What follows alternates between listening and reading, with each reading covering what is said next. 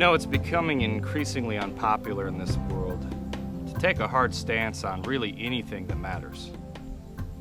That is, unless it's your favorite sports team or Pokemon. Stand on biblical values, undoubtedly you'll become a public enemy. I've often asked myself the question, if the Messiah were walking on this earth today, how would people receive him? Would they listen? Although this next video segment is not for the faint of heart, we will further examine the question, was the Messiah politically correct? So stay with me. These people draw near to me with their mouth and respect me with their lips, but their heart is far from me. You cannot serve both God and money. Beware of false prophets who come to you in sheep's clothing, but inwardly are savage wolves. He who has found his life shall lose it, and he who has lost his life for my sake shall find it. Every tree that does not bear good fruit is cut down and thrown into the fire. But Yeshua said to them, follow me, and let the dead bury their own dead. Not everyone who says to me, Master, Master, shall enter into the kingdom of heaven. The master of that slave will come on a day when he does not expect him, and will cut that slave in pieces, and assign him a place with hypocrites. You unbelieving and perverted generation, how long shall I be with you? How long shall I put up with you? Truly I say to you, it is hardly possible for a rich man to enter the kingdom of heaven. The kingdom of heaven shall be taken from you and given to a nation, bringing forth the fruit of it. Many are called, but few are chosen. It is written, my house shall be called a house of prayer, but you have made it a den of robbers.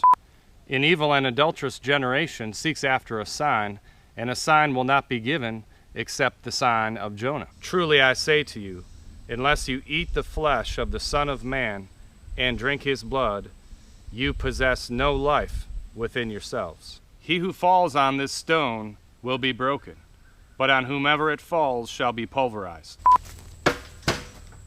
You brood of vipers! Now, did that sound like a man concerned with words? Or rather, a man who was committed to delivering a message? So does it surprise you that the Son of God did not come to bring peace on earth, but rather a sword? Now, what does a sword represent exactly? Was he advocating violence and war? Well, we know that wasn't true. We can look in the history and see, for an example, when he and his disciples were traveling to Jerusalem towards the final days. At that time, they passed by Samaria, and the Samaritans did not receive them. His disciples' response was, Master, should we call down fire upon their heads, as in the days of Elijah? And Yeshua looked at them and said, you do not know what spirit you are of. Another example of this would be when Yeshua and his disciples were near Jerusalem praying in a garden, and the Roman centurions came to apprehend him, at which time Peter took it upon himself to intervene, drew his sword, and hacked off one of the soldiers' ears. Now, as we know, the Messiah healed the man, and then made it clear to Peter and the others that that behavior did not represent the type of truth that he had been teaching them. So rather, this sword represented a separating of his children from the children of this world. You see, prior to the Son of God, there was a certain amount of ignorance that existed that the Father looked over. He forgave the sins of the past until the time of the coming of the Messiah. So the Messiah coming into the world naturally created a separation between the sheep and the goats. Consider Luke chapter 12:53. Father shall be divided against son, and son against father, mother against daughter, daughter against mother, mother-in-law against daughter-in-law, and daughter-in-law against mother-in-law. So this separation leaves a remnant of believers on this earth. A remnant of people that are not to remain silent. They are not to concern themselves with political correctness. And you see, this creates an immediate conflict with the world because the freedom of speech is highly valued, we understand. That is until it pertains to speaking truth.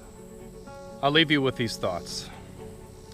2 Timothy 4:3 points out that there will become a time where people will not tolerate sound doctrine, but will rather gather to themselves teachers who will speak things that they want to hear, a tickling of the ears, so to speak. But these words will have no life-changing power, no salvation.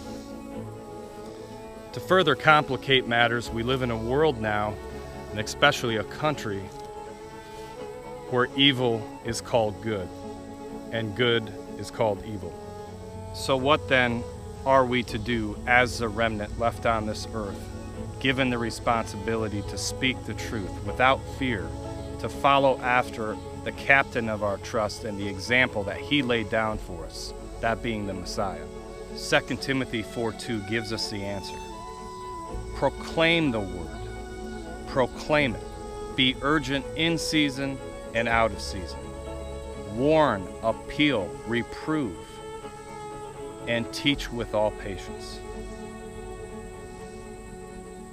Until next time.